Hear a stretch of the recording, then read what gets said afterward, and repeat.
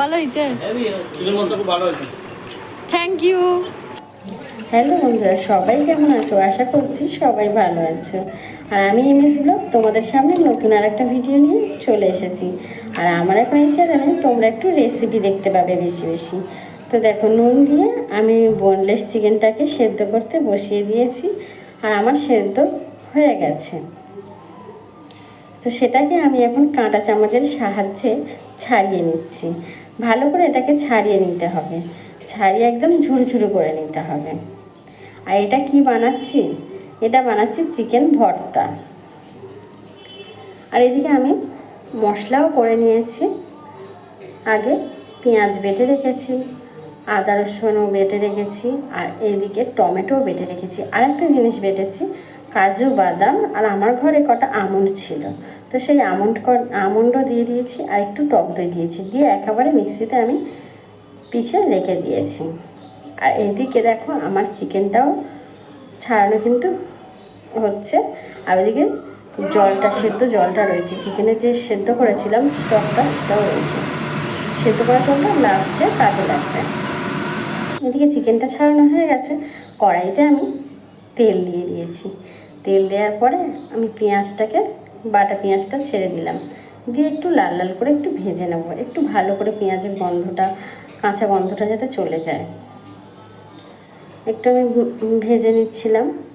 দেখো আমার ভাজাও হয়ে গেছে, পেঁয়াজের গন্ধটাও কাঁচা গন্ধটা চলে গেছে। তার মধ্যে আমি দিয়ে দিলাম আদা রসুনের পেস্টটা। তো আদা রসুনের পেস্টটা দিয়েও আরেকটু একটু ভেজে নেব।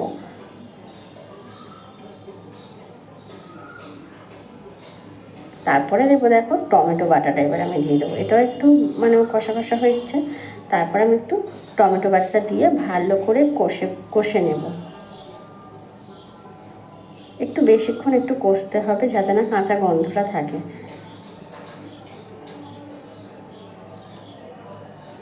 দেখো কেমন লাল লাল হয়ে এসেছে।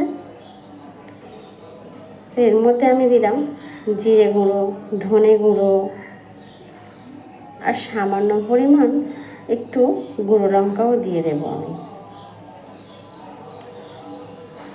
গুঁড়ো লঙ্কাটা যে যার অপশানে, যে যতটা ঝাল খাও। আর এই ভর্তাটার মধ্যে খুব বেশি ঝাল হবে না, একটু মিঠে মিঠে হবে, মিষ্টি মিষ্টি টাইপের হবে। তো আমি অল্প একটু ঝাল দিয়ে দিলাম। আর দুটো কাঁচা লঙ্কাও কিন্তু আমি এর মধ্যে দিয়ে দেব। আর যে বাটাটা করে রেখেছিলাম বললাম, সেই বাটাটা এর মধ্যে ঢেলে দিলাম, দিয়ে আরেকটু কষিয়ে নেব। ভালো করে কষিয়ে দেখবে তেল ছাড়বে। বাদামের যে তেলটা রয়েছে ওটা দেখবে কষাতে কষাতে ওপরে ওই চলে আসবে। তারপর বাটিটা ধুয়ে, এটা কিন্তু মা মাসিদের কাছ থেকে শেখা, যে বাটি ধুয়ে জল দেওয়া, খুন্তি ধুয়ে জল দেওয়া, তার টেস্টটাই আলাদা হয় নাকি। তো সেটা করলাম, আমি একটু বাটি ধুয়ে জলটাও দিয়ে দিলাম। আর দেখো এদিকে কিন্তু তেল ছেড়েছে, আমার কষা কিন্তু হয়ে এসেছে।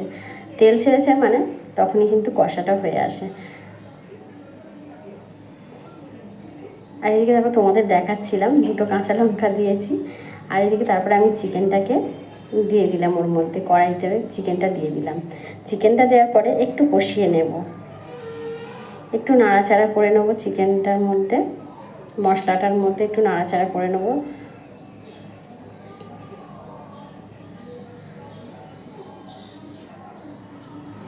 আমার ভিডিওটা তোমাদের যদি একটু ভালো লাগে, একটা লাইক কমেন্ট করে দিও। আবার নতুন নতুন ভিডিও আনবো।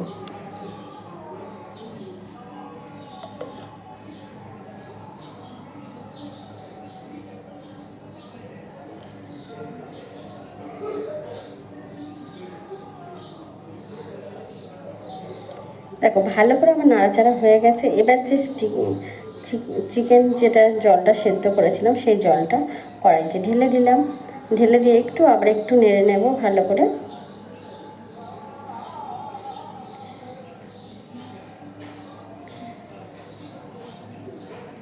নেড়ে ভালো করে একটু নাড়াচাড়া করে নিয়ে আমি একটু চাপা দিয়েছিলাম।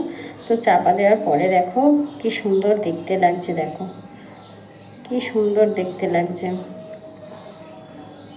এত সুন্দর সেন্ট বেরোচ্ছিল, কি বলবো তোমাদেরকে, খুব সুন্দর সেন্ট বেরোচ্ছিল এটার থেকে।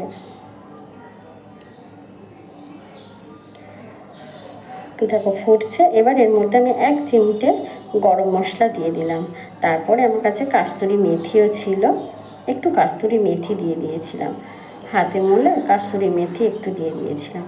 এটা অপশনাল, তোমরা কাস্তুরি মেথি দিতে পারো, নাও দিতে পারো, কিন্তু দিলে একটু সেন্টটা খুব সুন্দর আসে।